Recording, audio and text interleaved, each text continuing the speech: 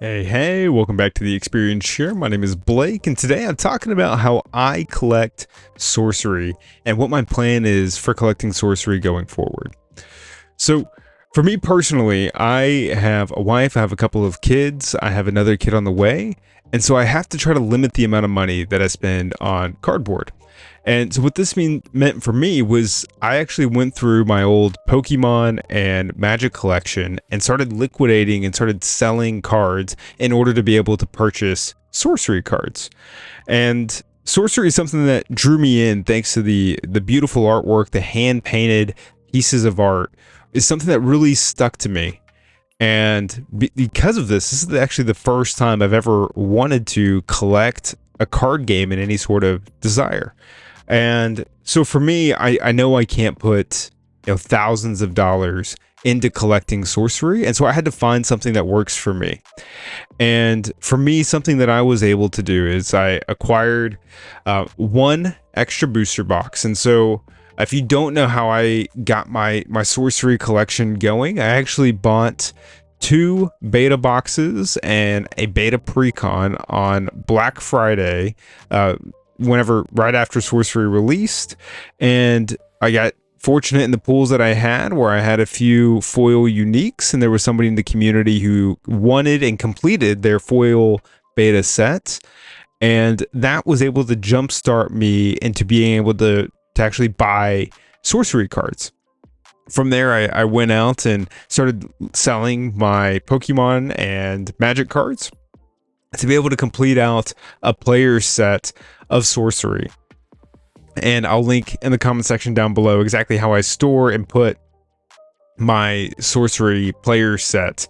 And that's all I have, really. I have one player set of all the cards from beta, and then I went out and I bought one extra box, a box just to sit on the shelf to keep sealed. Now, it's been tempting with Arthurian Legends coming out to go ahead and crack this to be able to practice some sealed. And this is one of the new summer sorcery sets or boxes. And so I have this sealed that I don't really plan on opening, but I can be convinced otherwise. And then I have this alpha pack that I got and put in one of these bearish cases as just a memento to keep for sorcery. Now, I have no idea. Maybe there's a Braum Death Dealer or a Death Speaker in here, a Frank Frazetta Death Dealer. I'm not sure, but for me, it's more of preserving this artwork of this pack, and so I want to keep one of each pack in one of these bearish cases.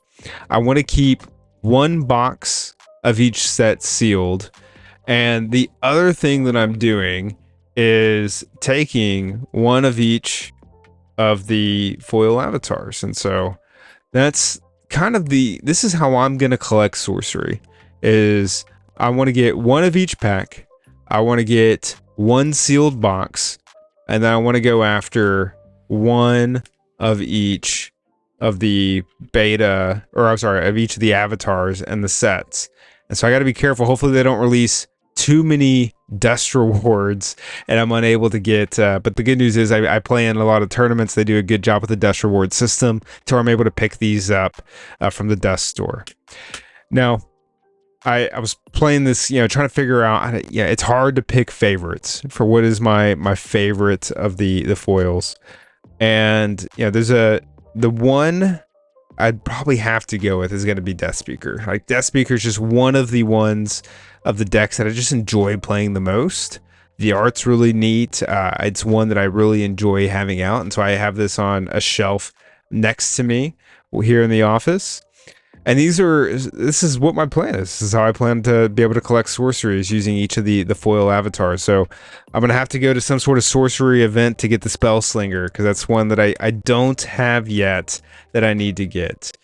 But the other kind of small collection piece that I'm doing for sorcery, I have a couple of cards that are probably my favorite sorcery cards. And I'm sure what you can guess is that these are not cards that you'll see in the traditional booster box.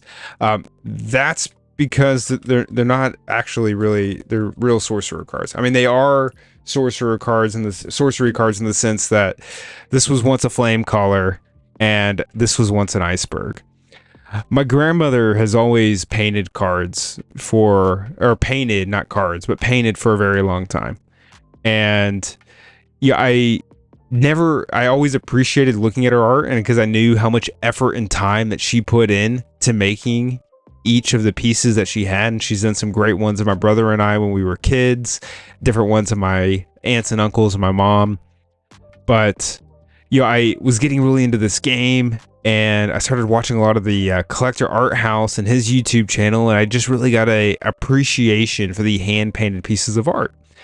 And I started this YouTube channel as I continued to really enjoy sorcery. And I went to my grandmother and I just said, hey, there's these cards are called avatars. I'd love for you to pick one, and you can do creative freedom, do whatever you want with it. My only ask would be that you leave the text box unaltered, but you can paint whatever you want on it. And so she painted these hands that are engulfed in flames. And it's just something that's really neat to have, something that for a game that I love so much, and then for my grandmother to take the time to go out there and actually paint this for me. And so I really appreciate that. And so I just let her pick the avatar. This one was a little bit different. I actually, Iceberg is probably not a card that stands out to a lot of people as like, this is a huge memorable card. But for me, this was. When I was a kid, my grandparents used to take me to Montana. We'd go to Glacier National Park, and there's this mountain that you climb. It's called Iceberg Lake at Glacier. And I have memories of being a kid, and the first and really the only time I ever really remember trying to paint was sitting there at Iceberg Lake and painting the landscape that I saw there. And so as soon as I saw Iceberg, I had this idea to go to my grandmother and ask her to paint something. I knew having her paint what she remembers of Iceberg Lake was going to be something I had to do.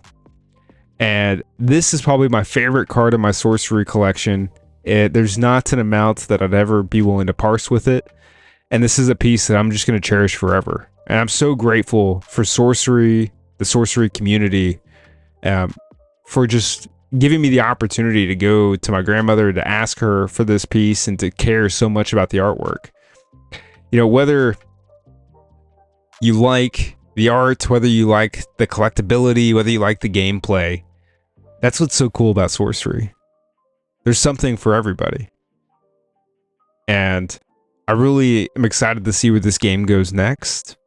I'm excited for the future of this game and the stories and the memories that myself, my family, my kids, that we're going to have revolving just this trading card game.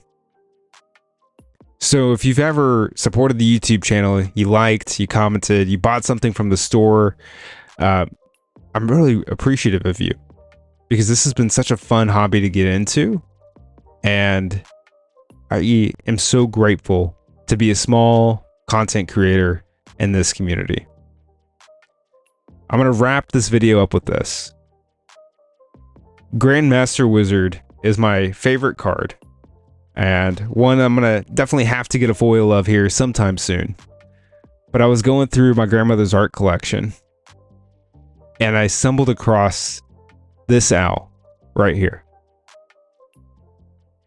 And it just made me think of the owl that was on the Grandmaster Wizard. And I was talking to her about it, and she's like, well, Blake, you got to keep it now. And so right here next to me in my office every single day, I get to look at this piece. Thank you, Sorcery. Thank you, Sorcery community. I'm so grateful that you watched this video.